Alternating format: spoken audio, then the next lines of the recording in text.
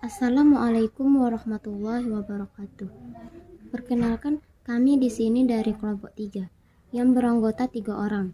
Yang pertama saya sendiri, Suci Ramadanti, dan yang kedua Rindi Ertika, dan yang ketiga Rianti Aulia Putri. Baiklah, saya di sini akan menjelaskan hasil diskusi kami yang berjudul Tahapan Perkembangan Moral Anak Usia Dini. Materi pertama, tahapan perkembangan menurut Colbert.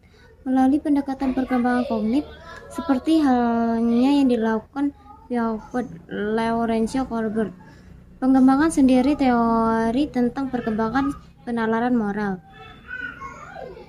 Colbert memilih mempelajari alasan-alasan yang mendasari respon-respon moral. Dengan kata lain, Colbert memiliki untuk mendalami struktur proses berpikir yang terlibat dalam penalaran moral. 1. Tingkat prakonfesional. A. Tahap orientasi hukuman dan kepatuhan. Pada tahap ini, anak dalam hal melakukan sesuatu tindakan akan memiliki orientasi atas hukuman yang merupakan konsekuensi atas tindakan itu, serta kepatuhan dari seseorang, dalam hal ini orang yang dituakan atau kepatuhan terhadap hukum. B. Tahap orientasi relativis instrumental. Pada tahap anak tetap menilai sesuatu berdasarkan kemanfaatan, kesenangan, atau sesuatu yang buruk menjadi keburukan. Namun di sini si anak sudah mampu mempelajari, memperhatikan harapan dan kepentingan orang lain. 2. Tingkat konfesional. A. Tahap penyesuaian dengan kelompok atau orientasi untuk menjadi anak manis. Pada tahap selanjutnya, terjadi sebuah proses perkembangan ke arah sosialitas dan moralitas kelompok, kesadaran dan kepatuhan atas kelompok akrab, serta tercipta sebuah penilaian akan dirinya terhadap komunitas atau kelompok. B. Tahap orientasi hukum dan ketertiban. Pada kondisi ini, di mana seseorang sudah mulai beranjak pada orientasi hukum legal atau peraturan yang berfungsi untuk menciptakan kondisi yang tertib dan nyaman dalam kelompok atau komunitas. 3. Tingkat pasca konfesional. A. Orientasi kontrol sosial legalistik. Tahap ini merupakan suatu kondisi di mana penekanan terhadap hak dan kewajiban cukup ditekankan sehingga proses demokrasi terjadi. Pada tahap ini juga muncul sebuah sikap cinta tanah air dan pemerintahan yang berdaulat. B. Orientasi prinsip etika universal. Pada situasi ini, di mana orang dalam melakukan tindakan mencoba untuk sesuai dengan nurani serta prinsip-prinsip moral universal. Dengan nurani serta prinsip-prinsip moral universal, tahapan syarat atas prinsip moral universal menurut Colbert yakni komprehensif, universal, dan konsisten. Tidak ada kontradiksi dalam penerapannya. Sedangkan prinsip universal itu ialah keadilan. Prinsip perlakuan timbal balik, resiprositas, kesamaan, dan penghormatan terhadap martabat manusia. Perkembangan moral Colbert memiliki sifat atau karakter khusus, di antaranya A. Perkembangan setiap tahap-tahap selalu berlangsung dengan caranya yang sama, dalam arti si anak dari tahap pertama berlanjut ke tahap kedua. B.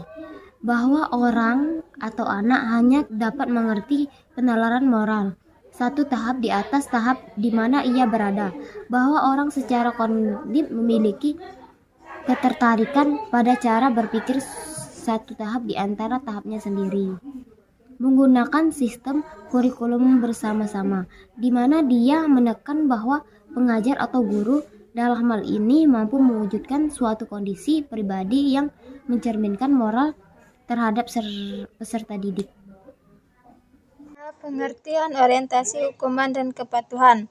Khotbah melihat tahapan ini didominasikan oleh peneralan moral yang semata-mata mengacu pada kepatuhan atau hukuman oleh figur-figur yang berkuasa.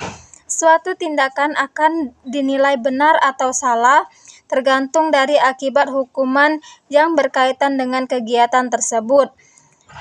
Seseorang anak akan mengatakan bahwa bermain di kelas itu tidak baik, misalnya karena ibu guru melarang dan akan memarahi kalau melakukannya. Begitu juga seseorang dokter bisa dianggap jahat oleh seseorang anak kalau dokter itu dipersepsi sebagai orang yang suka menyakiti atau menyuntik. Kita sering menemukan kasus anak yang mampu mencegah teman sebayanya untuk tidak melakukan perbuatan yang dilarang oleh guru atau orang yang lebih tua darinya. Dengan penekanan nanti akan dilaporkan oleh orang tersebut. Contoh lain, terkadang anak usia prasekolah sangat benci bila berurusan dengan dokter ketika dia sakit. Apabila hal itu dialaminya, dengan semata-mata anak pun akan mengungkapkan kata-kata seperti dokter jahat, dokter nakal, dan sebagainya.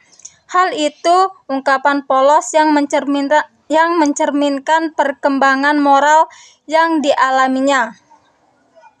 Pengertian orientasi individualisme dan orientasi tujuan instrumental.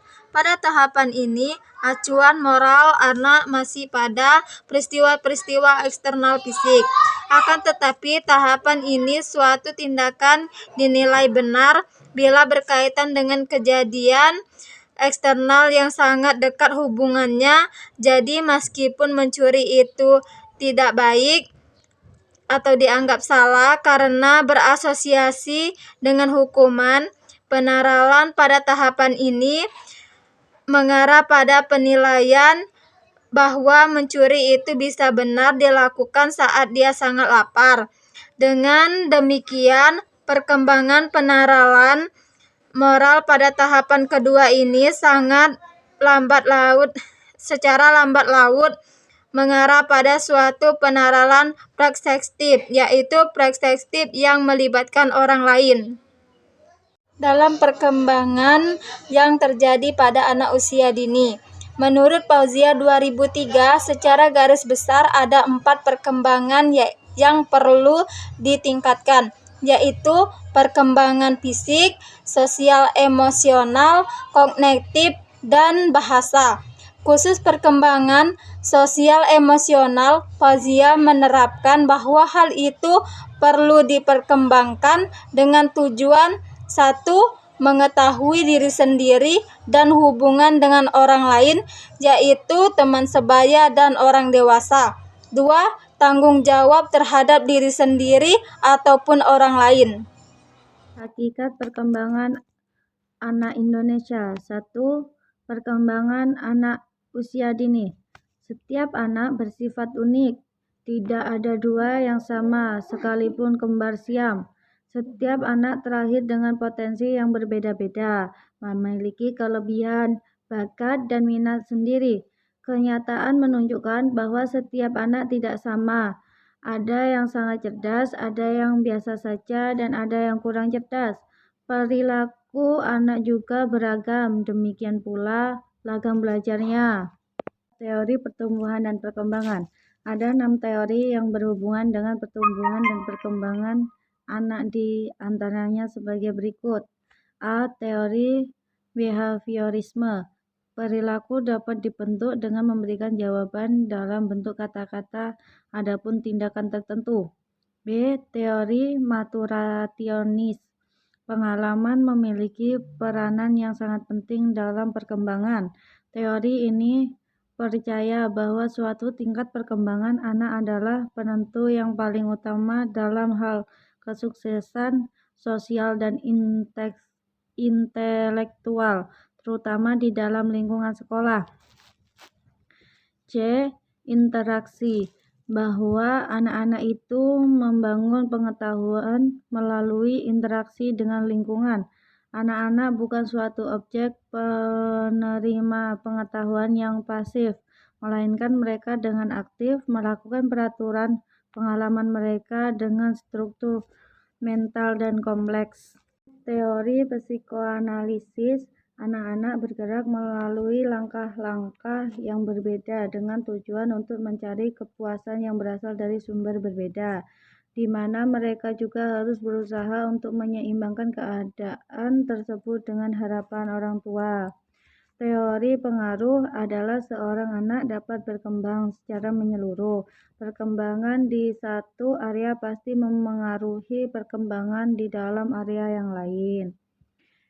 Teori konstruktivisme bertolak dari suatu keyakinan bahwa belajar adalah membangun pengetahuan itu sendiri setelah dicernakan dan kemudian dipahami dalam diri individu dan merupakan perbuatan dari dalam diri seseorang. 3 aspek perkembangan anak usia dini. Terdapat 6 aspek perkembangan yang membentuk fokus sentral dari pengembangan kurikulum bermain kreatif pada anak usia dini. Di antaranya 1. Kesadaran personal, 2. Pengembangan emosi, 3. Membangun sosialisasi. 4. Pengembangan komunikasi. Bermain merupakan alat paling kuat untuk membelajarkan kemampuan bahasa anak. Melalui komunikasi inilah anak dapat memperluas kosakata dan mengembangkan daya penerimaan serta pengekspresian kemampuan berbahasa mereka melalui interaksi dengan anak-anak lain dan orang dewasa pada situasi bermain spontan. 5. Pengembangan kognitif. Bermain dapat memenuhi kebutuhan anak untuk cara aktif, terlibat dengan lingkungan, untuk bermain dan bekerja dalam menghasilkan suatu karya, serta untuk memenuhi tugas-tugas perkembangan kognitif lainnya. Bermain menyediakan kerangka kerja untuk anak untuk mengembangkan pemahaman tentang diri mereka sendiri, orang lain, dan lingkungan. Bermain adalah awal dari semua fungsi kognitif selanjutnya. Oleh karenanya, kognitif atau pemikiran anak sangat diperlukan dalam kehidupan anak-anak. 6. Pengembangan kemampuan motorik. Kesempatan yang luas untuk bergerak, pengalaman belajar untuk memenuhi aktivitas sensor motor yang meliputi penggunaan otot-otot besar dan kecil, kemungkinan anak untuk memenuhi perkembangan perseptual motorik. Bermain dapat memacu perkembangan perseptual motorik pada beberapa area.